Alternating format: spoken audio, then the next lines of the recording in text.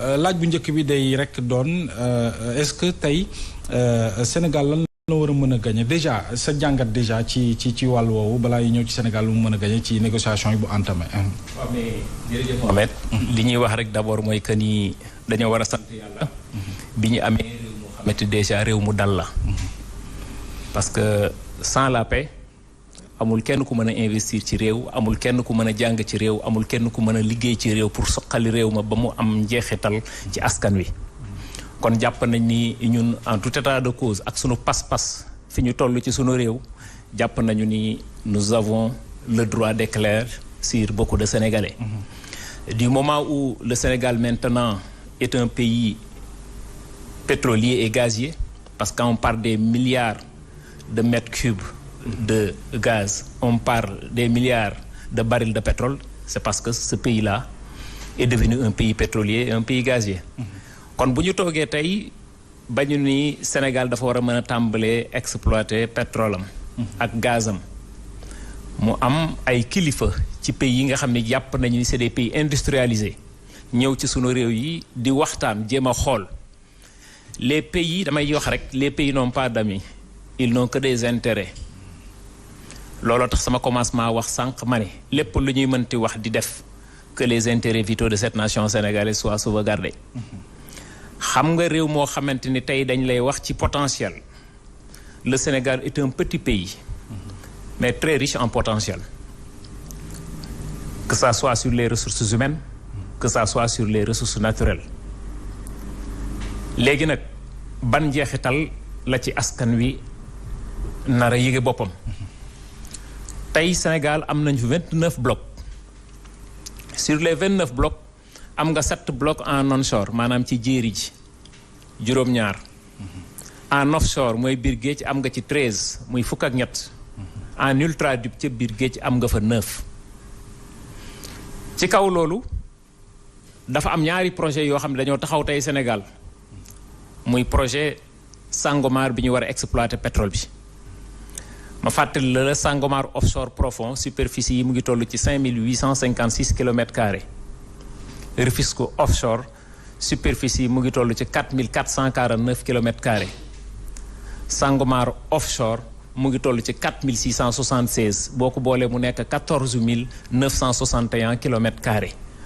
moom mooy projet pétrole bi nga xamante ni moom la ñuy dugg pour Sangomar beneen bi mooy sunu diggante ak Mauritanie muy GTA Grand Tortue Ahmeyim foofu ci blocu Saint-Louis offshore profond la superficie yi mu ngi toll ci 9463 kilomètres carrés ñu war fa exploiter ci li ñu prouvéegul pour le moment 560 milliards de mètres cubes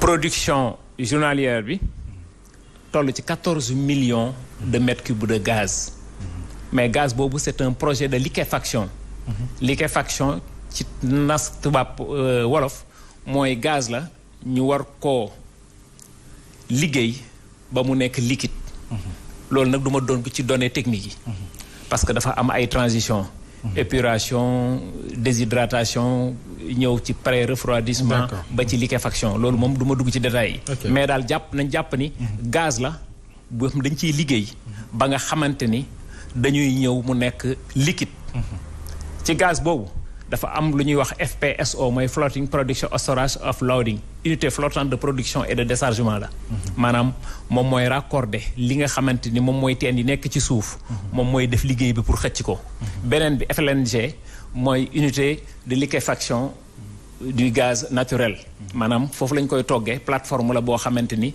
foofu la ñuy toggee ba def ko liquide d'accord maintenant bu ñu koy jël nag di ko yóbbu Europe di ko jaay bu ñu demee ba foofu dañ koy defaat benn opération bu ñuy wax regasification liquide boobu la ñuy defaat gaz mais ci contexte bi nga wax nii ak ki nga xam ne ñëw na fi tey jii uniquement pour l'intérêt de l'Allemagne boo déggee sànq man la xel mën na cee dal déjà ci foofu laa foofu Sénégal xam nga exploité xam nga ay réew commencé man damaa jàpp ni di waxtaan ak moom est-ce que déjà jàpp naa ni mën nañ jàpp ne xel mën na dal ci négociation yooyu jàpp nañ ni xel da cee war a dal lu tax xel war cee dal parce que yor nañu loo xam ne ñëpp a ko bëgg gaz bi ñu am mu ngi tudd méthane c'est l'un des énergies de fossiles les plus propres du monde. Chine. mu ngi polluer mu ngi ci 9 milliards 900 millions de tonnes de CO2. Amérique mu ngi ci 4 milliards 500 millions de tonnes de CO2. Inde mu ngi ci 2 milliards 400 millions de tonnes de CO2. Afrique yépp boo ko dajalee ci suuf li ñuy polluer motul 4%. méthane boobu am na 4 kii d'hydrogène ak benn boo xamante ni de carbone kon du loo xam day polluer. beneen affaire bi mooy que ni ñun réserve yu mel noonu bu ñu ko amee tey nous serons indépendants en énergie. D'accord. bokkul ba tey. waaw ak li nga xam moom lañ demoon seeti ko ci photovoltaïque boobu ngay wax. di fàttali rek sénégalais. ni tey le Sénégal est l'un des pays les plus ensoleillés au monde. plus de 3000 heures d'ensoleillement. beneen bi muy Amérique. di Europe. di Asie. xam nañ ni mënatuñoo dem sans l'Afrique. Tout à fait. Parce que dañuy jàpp ni 45% des matières premières du monde aujourd'hui proviennent de l'Afrique. moo tax ndaw si bu dugg see fii rek.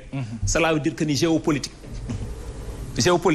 mu ngi dugg. Très bien. parce que gis nañu Russie yi ni muy defante ak. Absolument. européens yi. ñoom ñu bokk OTAN. lan moo tax Allemagne. nanguwul taxaw fi ñeneen ñi taxaw. donc cela veut dire que ni intérêt moo tax. Tout à fait. tëjul robinet yi. te ñun tey. géopolitiquement. suñu exemple ndaw laa lay jox. suñu digganteeg Mali. Mali day dugal fii plus de 800 milliards par année.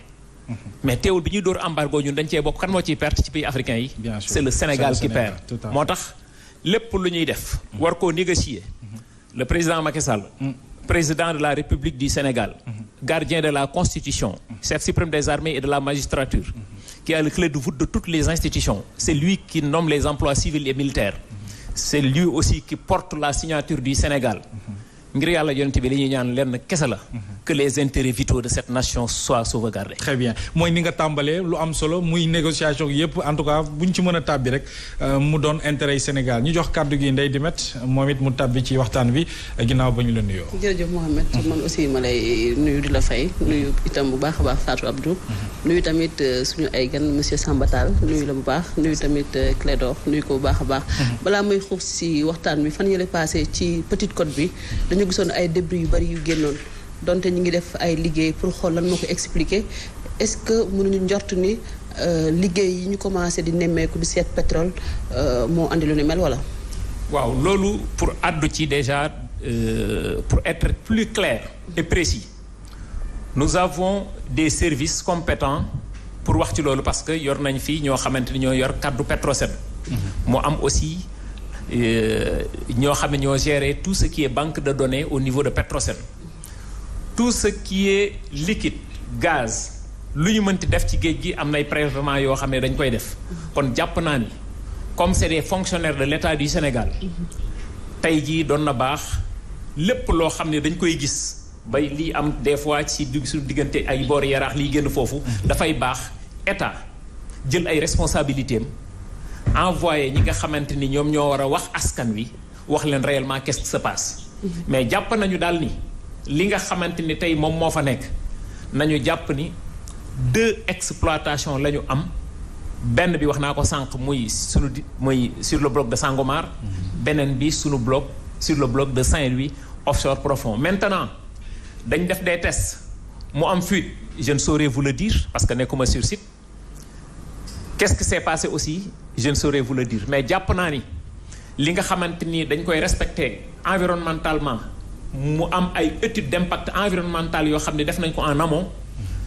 raison de plus lépp loo xamante ni xaw na laa lëndëm ci bëtu askan bi rek dañoo war a génn informer sénégalais yi ñu wax lan la au juste nit ñi xam lan la et de quoi s'en tenir. d'accord sànq maa ngi la dégg ngay lancer appel le président Macky Sall que ne préserver l'intérêt général fan yële passé Rufisque offshore profond Total gas na fa mais gisuñu dara. te wax nañu ni ñi ñëw di seet bu ñu gisee dañuy seddoo mais bu ñu gisul dañuy perte. est-ce que foofu négociation yi mën ñu wax ni intérêt Sénégal dinañ ko en compte wala. oui foofu mën nañ cee tontu mais en amont déjà dañuy